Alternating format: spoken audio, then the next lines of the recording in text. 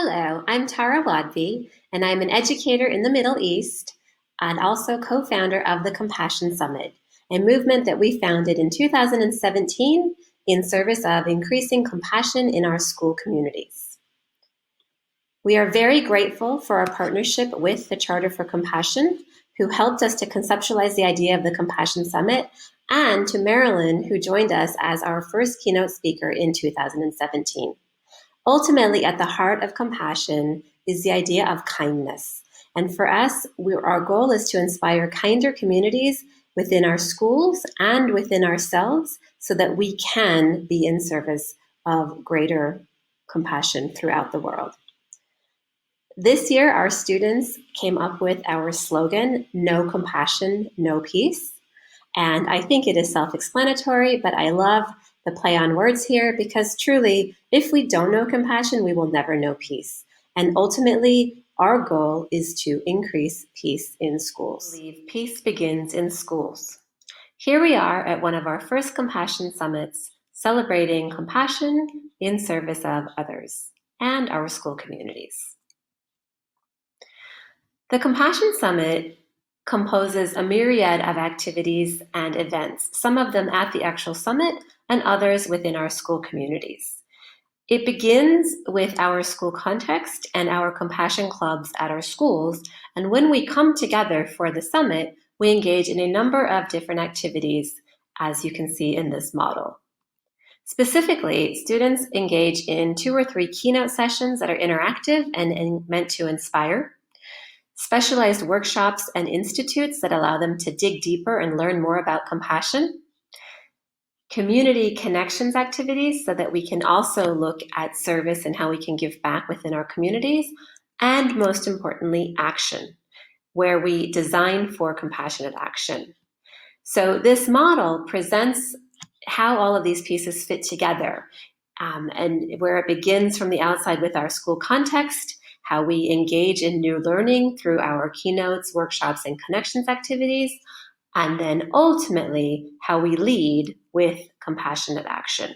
Because at the heart of the Compassion Summit is designing for compassionate action so that we can create sustainable action plans that allow us to move forward and increase compassion in our schools.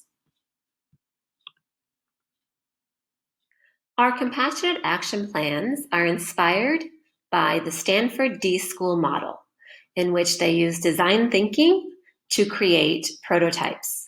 We have taken the same design thinking process to create action plans, and our action plans are intended to increase peace, compassion, and kindness in our schools and ultimately in our world. We begin with the first phase, empathize, in which we think about what compassion means for ourselves and our school. And we use a process called empathy interviews and the idea of dreams and grapes. So thinking about compassion, what do we hope for and what are we concerned about? We begin with ourselves and then we interview partners so that we can start to gain a broader picture of what compassion looks like and what our compassion needs are within our school community. However, just thinking about ourselves and our partners is not enough. We also use a survey, interview protocol, in which we ask the same questions each year so that we can begin to get deeper information about what our broader stakeholders think, but also so that we can track over time how these answers change. And so we've been asking these questions for 3 years now. What is compassionate action? What does it look like in our schools and communities? What would we like it to look like? What are our challenges? And as we engage with the summit, how has our action and our action plans impacted our school community? So we take the information that we gain in the empathy portion, where we start to get information so that we can start to define our needs, and define is our next phrase. So we use a process called how might we questions to start to define what our core problem might be that we wish to solve in this cycle of compassionate action plans. So how might we questions are designed to do a number of things. And so we take different questions, and we look at how we could pose them in these different areas. For example, how do we amp up the good? How do we remove the bad? Change the status quo, and etc. So in an example like tests, which might seem like an odd thing to talk about in a compassion setting, but actually this comes up a lot, that if schools are so focused on a misunderstood version of rigor, where students are stressed and don't have time for self-care, then really they don't have time for compassion. And so in this scenario, in the example that we give, there's too many tests, and so how might we try to solve those questions? So we look at these scenarios. How might we use tests as tools for learning? That would be an amping up the good. So we're taking the test and creating something good from it, or simply removing it. How might we give less tests? Questioning an assumption. Do we have to have tests in school? Or how could we use students to design our tests? Or how might we change what tests look like? Again, it's a pretty simple example, but it really helps us to start to think about how we can use different kinds of questions to change our assumptions and start to define our core issue. From there, we start to define our problem statement. What is our greatest need, and what can we successfully implement in 5 to 6 weeks? It's important to note here that design thinking and the action planning that we do is based on short cycle improvement methods. And so we're not looking for a long 5-year plan. We're looking at things that we can action immediately and build upon. So shorter, smaller problems that we can really dig into and try to tackle and solve within our short period of time. Next, we come to ideating ideas. So this is the third phase of design thinking, and ideate. And part of this is just generating lots and lots of ideas and then from there choosing. So we're not sitting around thinking for a long period of time each solution. It's very fast. What are ideas that we can use? And then from there we start to draw upon our top 3 and ultimately our top 1. And so by the time we've reached an ideation stage, we have looked at how we feel, how our partners feel, and how our school community feels about compassion in order to start to define a problem that we have. We begin with empathy so that we can start to understand the needs of our school community and also our own feelings and thoughts about compassion. We then move into defining what our primary problem or greatest need might be, and then ideating solutions so that we can get really creative and think out of the box and start in order to start to try to meet our needs or tackle our issues that we develop. From there, we create a prototype. And in this case, we are using a STAR proposal to create a prototype. So it's a little bit like a SWOT analysis, but more positive. We define our situation, which in this case would be our problem. We put down our potential solution, and then we start to define the actions to be taken. I reiterate here that we are looking at a 5 to 6 week action plan. So these are things that we can do in 5 or 6 weeks to improve our situation or increase compassion within our context. We also, it's very important to write down what the results we're expecting are so that we're not just creating actions, but without having any way of assessing whether we're being successful or not. In the actual design thinking process, our test then is actually taking the idea of a futures wheel and putting our situation in the center and then asking questions to see what would happen as we take it out. So what would happen if we remove tests? Is there another way to assess students? Will students become less engaged? So we're kind of testing it theoretically, but our primary test, our main test, is actually going out and implementing our action plan. Another thing, though, that we've added, so design thinking is very fast and it's not necessarily sustainable. It's intended for rapid prototyping. But what we also want is sustainability. And so we have taken the compass from Compass Education and we look at our data when we're in that empathy and definition stage, and we start to look at where does the data fall? Are our problems more of a nature situation? Do we have environmental issues? One school, for example, tackled too much trash, which was not creating a good situation for the school staff. Is it an economic situation? Less likely in schools with regarding compassion, but sometimes it could be a societal one or a personal well-being one. And so we start to also be able to categorize where these things fall, and then adding that level of sustainability or systems thinking into the process. Ultimately, what we've arrived at is what we call our compassion pyramid, where at the base we have design thinking, inspired by the Stanford D School. On one angle, we use systems thinking and the compass model to embed sustainability. In this compass model, we also have indicators for measuring our results, as I discussed earlier when I was talking about the STAR proposal. And then finally, on the other angle, we have leadership, because leading for compassionate action or designing for compassionate action requires leadership. And so what we're really trying to do is build compassionate leadership within our schools and within our students.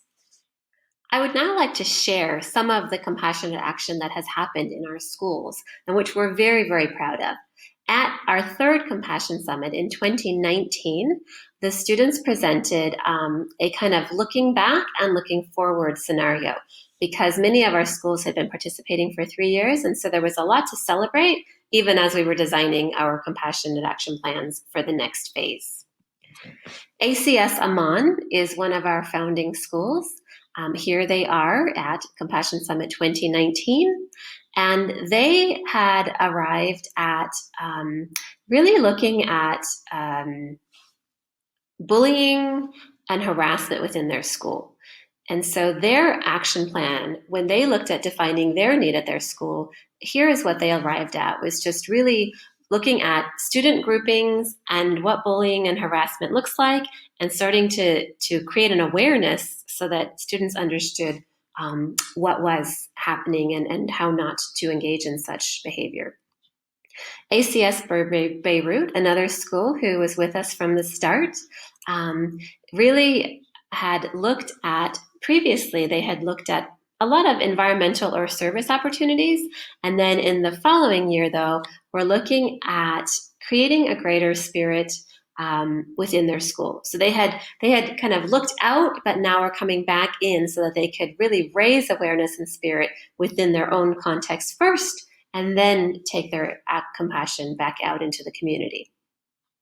ACS Abu Dhabi, another school that has been engaged from the start, decided to create a kindness manifesto.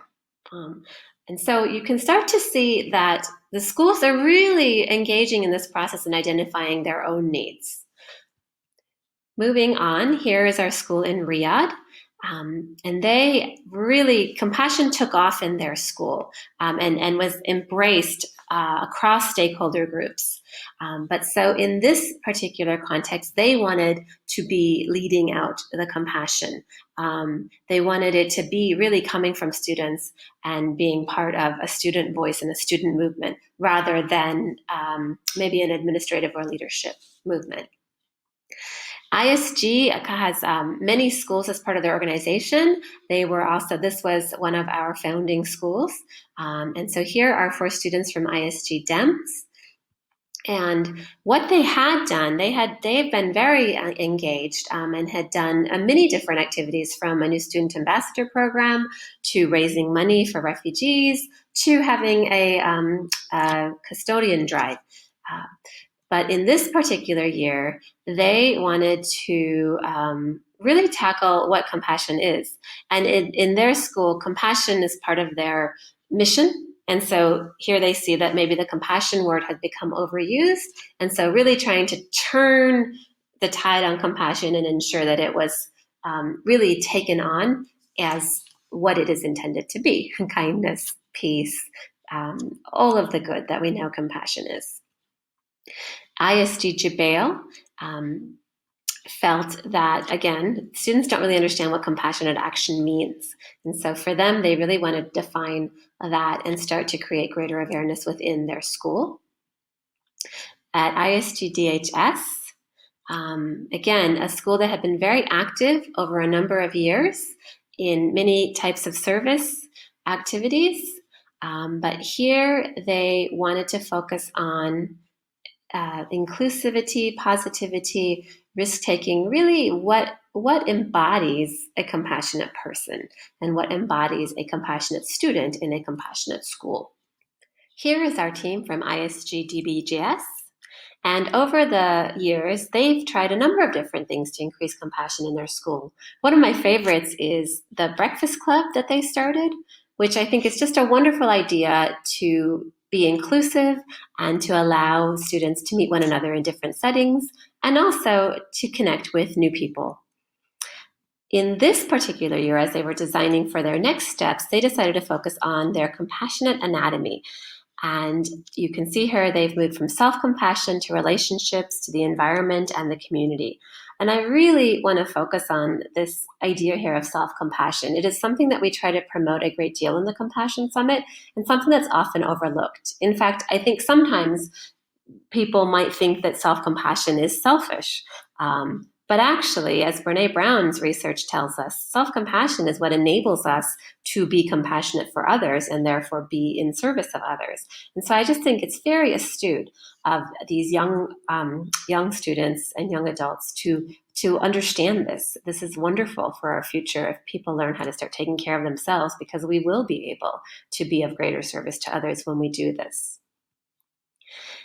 We also have a school, American School of Bombay in India. All of our schools really have been a part of this for quite some time. So here they are with their STAR proposal. They have a lot of service in their school. They're also focusing on intercultural competence. And so here they are sharing their different compassionate actions over the years.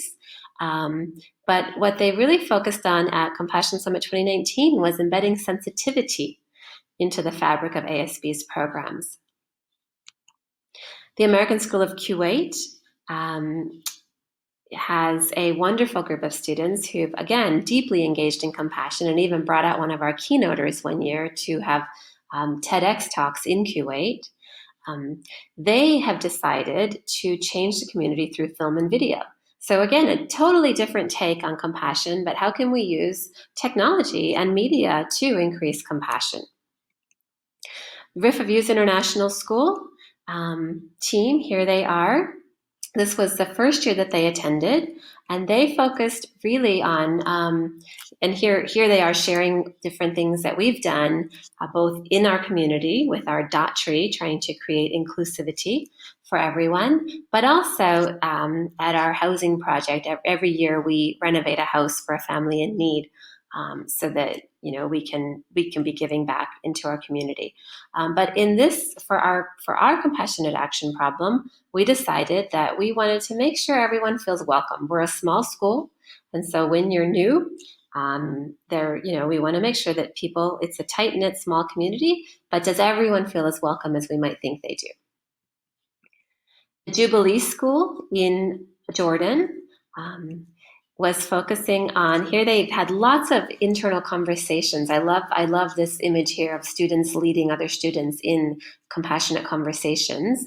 And what they found was that there was a fixed mindset about compassion in their school and even about service. And so they were moving from a fixed mindset to a growth mindset for their compassionate action plan. The American School of Dubai always sends a young group of middle schoolers. Again, this work can be very deep and very robust, even with our youngest learners. And they have showed us Project Awesome, where each middle school class was creating service projects and working on random acts of kindness. Here is ASG, another school in Jordan, sharing with us their work and their information about judgment. What they had learned was that they had focused a lot on external compassion in the form of service. But for this year, they decided that they needed to start within their school environment. This is something that I want to come back to again and really reiterate, that we have been so impressed that our schools have engaged in the design thinking process and learned that it does start within our school context.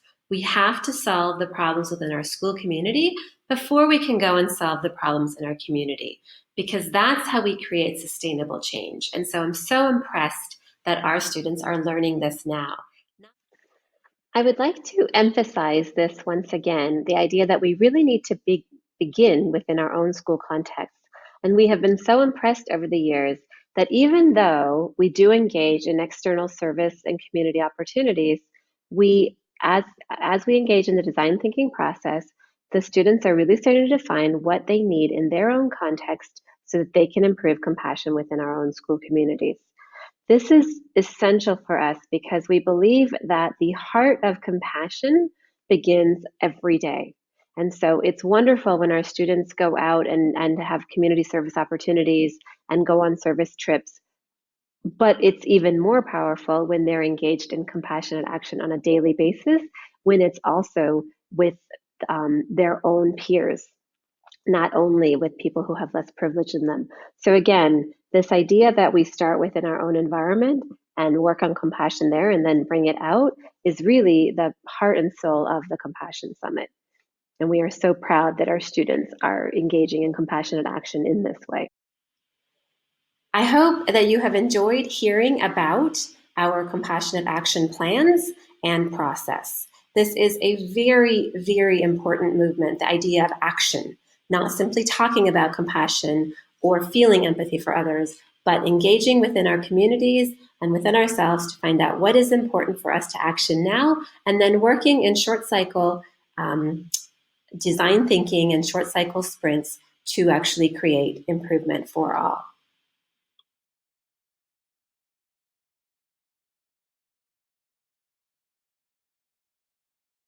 Shared, we will be moving our Compassion Summit virtually this year. We will start in November and go until April. We're very excited because we can sustain our Compassion Summit movement across the year.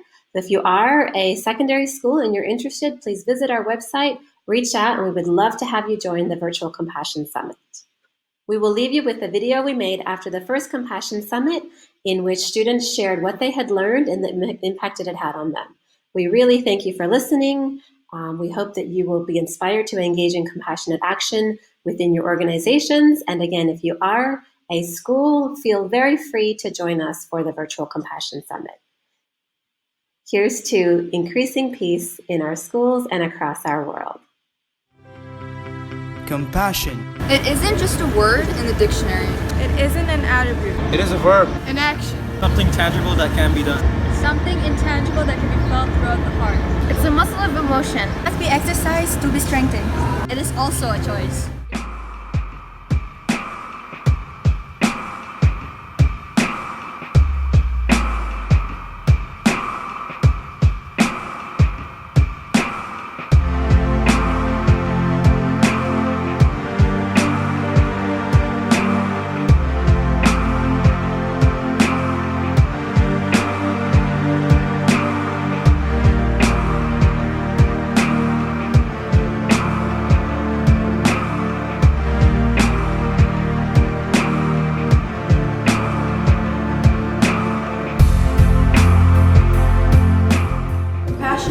Showing kindness without expecting anything in return. Compassion is love in action. Being kind. Reaching your full potential of your humanity. Recognizing that other people may be suffering and having the courage to sacrifice what you have to make their day better. We together as a school must bring back this humanity.